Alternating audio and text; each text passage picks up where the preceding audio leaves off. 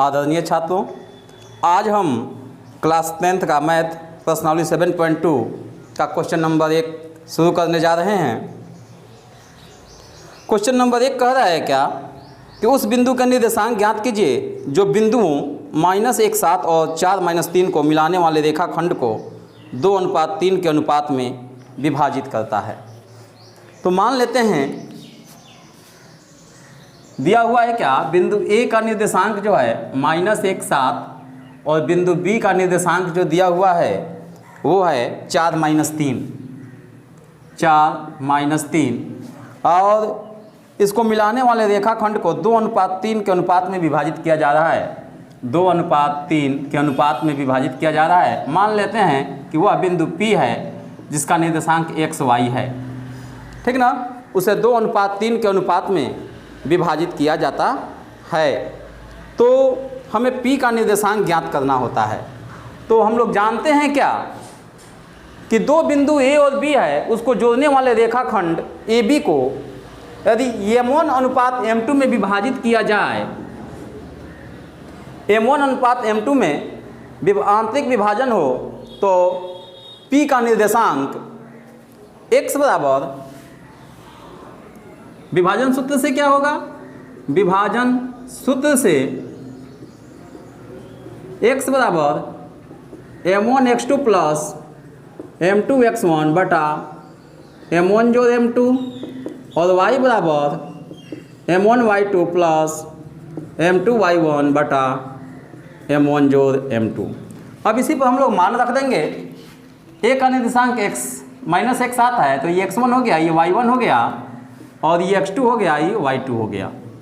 तो x बराबर M1x2 M1 और x2, तो 2 × 4 प्लस M2x1 M2 और x1, तो 3 × -1/2 प्लस 3 और y बराबर M1y2 M1 और y2 2 × -3 प्लस M2y1 M2 और y1 3 × 7/2 प्लस 3 M1 जोड़ × 3 हो गया। तो x बराबर 8 -3/2 3 5 हुआ और y बराबर -6 प्लस 21/5।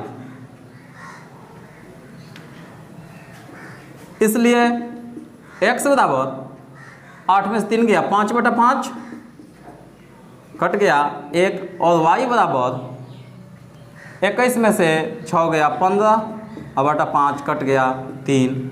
अतः P बिंदु का निर्देशांक जो होगा x का मान 1 और y का मान 3, ये आपका आंसर हुआ।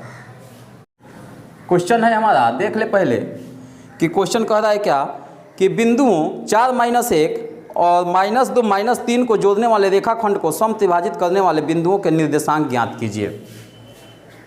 एक रेखा हुआ जिसको 3 बराबर भागों में बांट दिया गया, A और B है, C और D।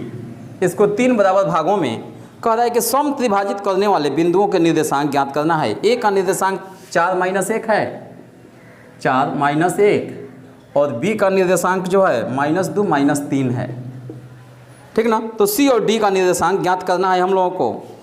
तो आते हैं, समत्रिभाजित कह रहा है तो मान लेते हैं कि C का निर्देशांक XY है।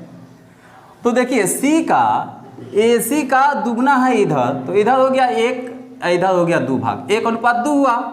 तो अब आते हैं, यह M1 हो गया और यह M2 हो गया। तो विभाजन सूत्र से हम क्या निकालेंगे, विभाजन सूत्र से x बराबर फिर वही सूत्र M1x2 plus M2x1, M1x2 plus M2x1 बटा M1 जोड़ M2 और y बराबर M1y2 प्लस M2y1 बटा M1 जोड़ M2। तो x बराबर M1x2, यह x1 हो गया, यह y1 हो गया। आप लोग जान रहे हैं, यह x2 हो गया, यह y2 हो गया। तो M1x2, तो 1 × -2 प्लस M2x1, तो 2 × 4/1 + 2 और y बराबर m1 y2, m1 1, y2 का मान -3, 1 इंटू -3 प्लस m2 y1, तो 2 इंटू -1 बाई 1 प्लस 2, x बराबर -2 प्लस 8/3 और y बराबर -3 -2/3। तो x बराबर हुआ 2 में से 8, 8 में से 2 गया 6/3, 6/3 हुआ, कट गया 2, तो x बराबर आया 2 और y बराबर हुआ -5/3। अतः c का निर्देशांक हुआ 2 और -5/3। ये आपका c का निर्देशांक आया। अब आते हैं बिंदु d का निर्देशांक। तो अब देखें क्या बिंदु d में कि इधर 1 भाग होगा और इधर क्या हो जाएगा, इसके दुगना है इधर, तो इधर 2 हो गया, तो 2:1 में इसको विभाजित कर दिया, ठीक ना। मान लेते हैं कि d का निर्देशांक PQ है, तो इसको फिर हम विभाजन सूत्र पर ही ज्ञात करेंगे और P और Q का मान निकाल लेंगे, तो हमारा बिंदु D का निर्देशांक आ जाएगा, ठीक ना। तो सूत्र यही रहेगा, विभाजन सूत्र ही रहेगा। विभाजन सूत्र क्या कर रहा है कि x बराबर m1 x2 plus m2 x1 बटा m1 जो m2 और y बराबर m1 y2 plus m2 y1 बटा m1 प्लस m2।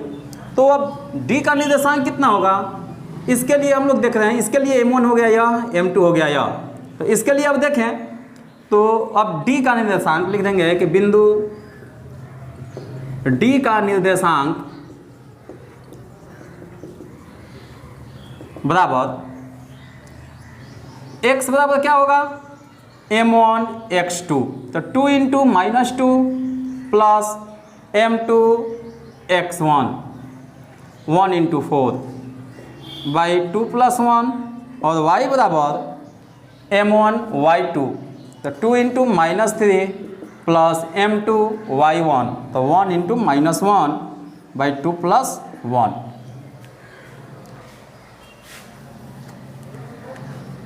तो x बराबर क्या हो जाएगा -4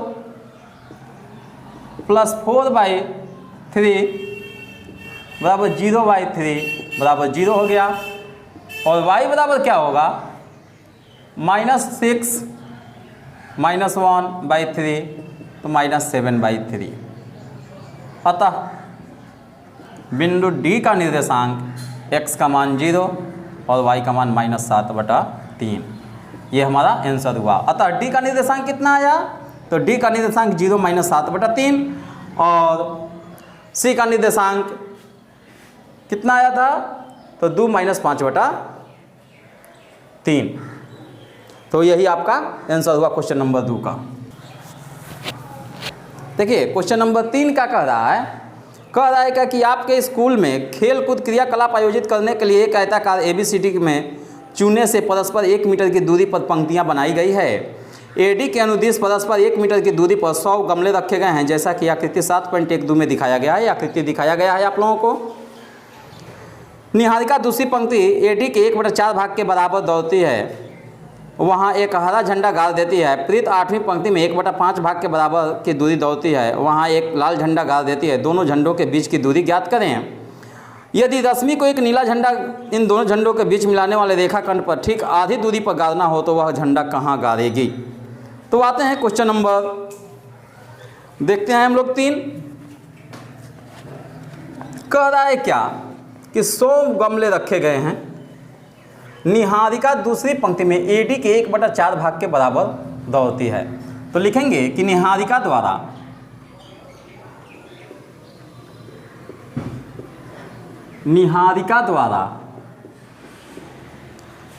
तय की गई दूरी, निहारिका द्वारा तय की गई दूरी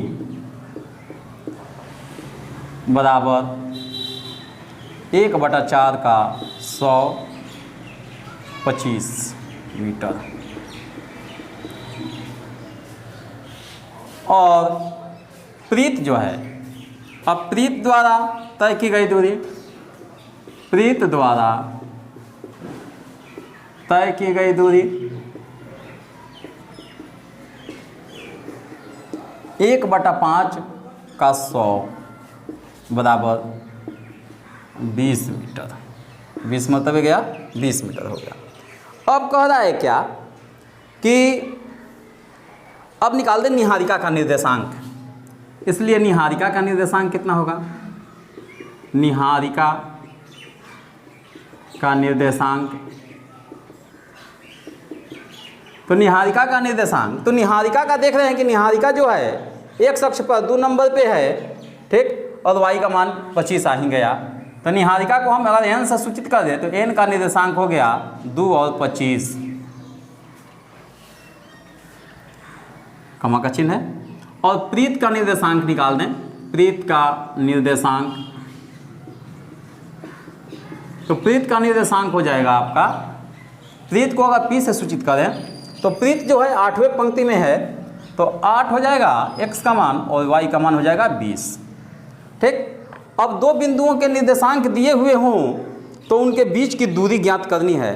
तो दो बिंदुओं के जब निर्देशांक दिया हुआ हो तो उनके बीच की दूरी हम कैसे ज्ञात करेंगे?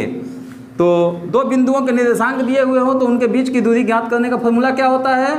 तो NP बराबर √x1 माइनस x2 का whole square plus y1 minus y2 का होल स्क्वायर।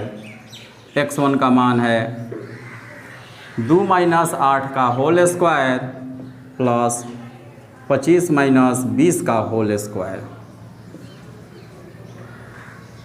बराबर 2 में से 8 गया माइनस 6 का होल स्क्वायर प्लस 5 का होल स्क्वायर। 6 1 36, 5 25, कितना हो जाएगा? 61। 25 25 50, 30 25 55 6 61, 61 हो गया। तो दो बिंदुओं के बीच की दूरी अर्थात निहारिका और प्रीत के झंडों के बीच की दूरी जो हो गई वह 61 हो गया। अब क्या कह रहा है? अब कह रहा है कि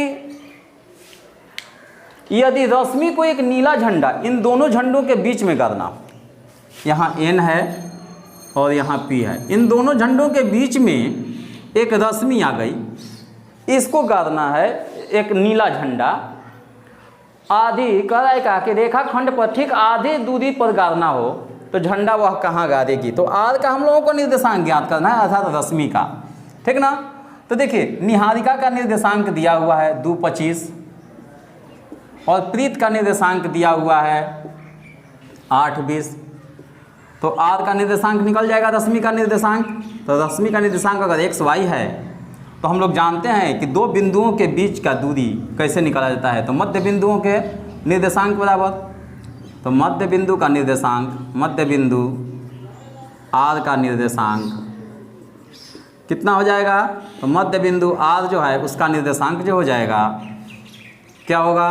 तो x बराबर x1 जोड़ x2/2 और y बराबर y1 जोड़ y2/2। तो x बराबर x1 y1, ये x1 हो गया, ये y1 हो गया, यह x2 हो गया, ये y2 हो गया। तो x1 जोड़ x2/2, 2 जोड़ 8/2 और y बराबर y1 जोड़ y2/2, तो 25 जोड़ 20/2।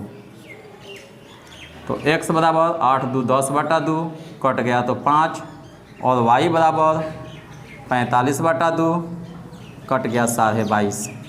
अतः R का निर्देशांक हुआ x का मान 5 और y का मान 22.5।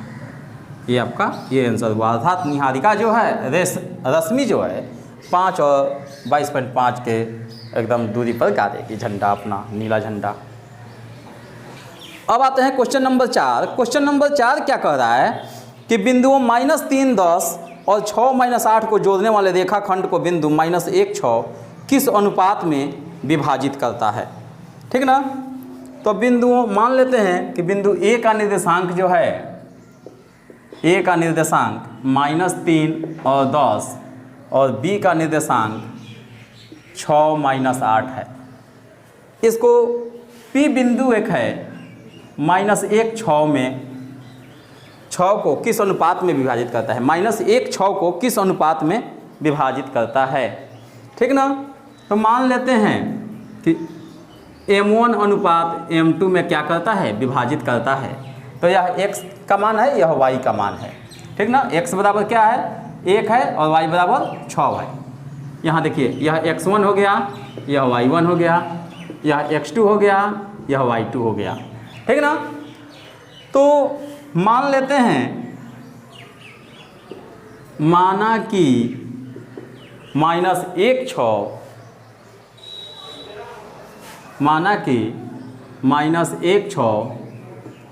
m1 अनुपात m2 में विभाजित करता है।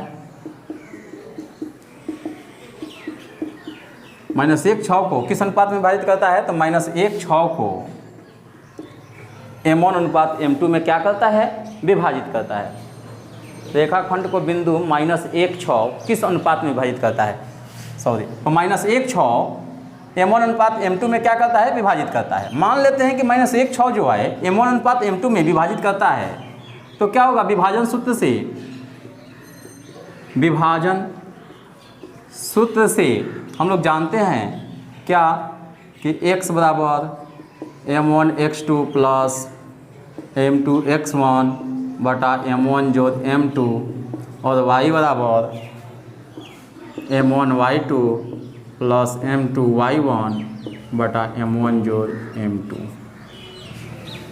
तो x का मान दिया हुआ है -1, तो -1 बराबर m1 x2, तो m1 और x2, तो 6m1 हो गया, 6 में m1 से गुना किया गया, 6 में m1 से, तो 6m1 प्लस m2 x1, तो m2 और x1, तो -3 में m2 से गुना करेंगे तो -3m2 हो गया और बटा m1 जोड़ m2। और इधर करते हैं y का मान रखते हैं, तो y का मान कितना है, 6 बराबर m1 y2, m1 into y2, तो -8m1, m1 में -8 से गुना तो -8m1 और m2 y1, तो 10m2 हो जाएगा, तो प्लस 10m2 बटा m1 जोड़ m2। इसको इसमें हम गुना करते हैं, तो -1 में m1 से, तो -m1 -m2 बराबर 6m1 -3m2, और इसको इसमें गुना करें तो 6m1 प्लस 6m2 बराबर -8m1 प्लस 10m2। इसको हल करें तो m1 को एक तरफ लेकर चल जाएं, m2 को एक तरफ लेकर चलाएं, तो -m2 इधर आएगा तो प्लस 3m2 हो गया, और इसको इधर लाते हैं तो 6m1 प्लस में है, अब ये हो जाएगा प्लस m1, और ये हो गया। इधर भी देखें तो इसको हम इधर लेते हैं तो क्या हो जाएगा, 6m1 प्लस में है तो इधर आएगा तो ये प्लस हो जाएगा 8m1, और ये इधर आएगा तो क्या हो जाएगा 10m2 घटाओ 6m2। अब देखिए 3m2 में से एगो m2 गया तो 2m2 बच गया, और 6m1 और 7m1 जोड़ेंगे तो 6m1 और एगो m1 7m1 हो गया।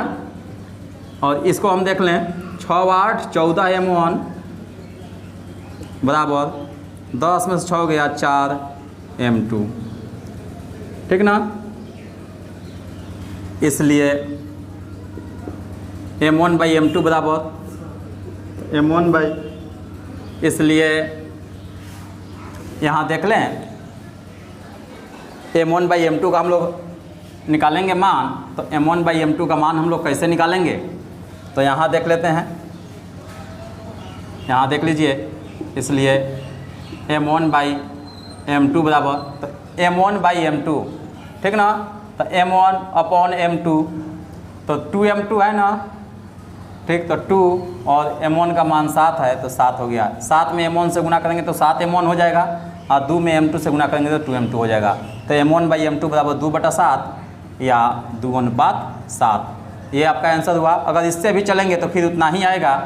इसका भी देख लें, m1/m2 बराबर, तो देखिए 4/14 है ना, तो 14m1 है तो 4 लिखेंगे ऊपर और बटा में 14, 2 दूना 4 और 2 7 14, ठीक ना।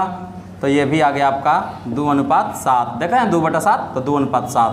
अगर आप किसी तरह इस तरह से निकालें या इस तरह से निकालें, किसी तरह से भी निकालेंगे तो 2:7 होगा ही। अतः इसको -1/6 2:7 के अनुपात में इसे क्या करेगा, विभाजित करेगा, 2:7 के अनुपात में विभाजित करेगा।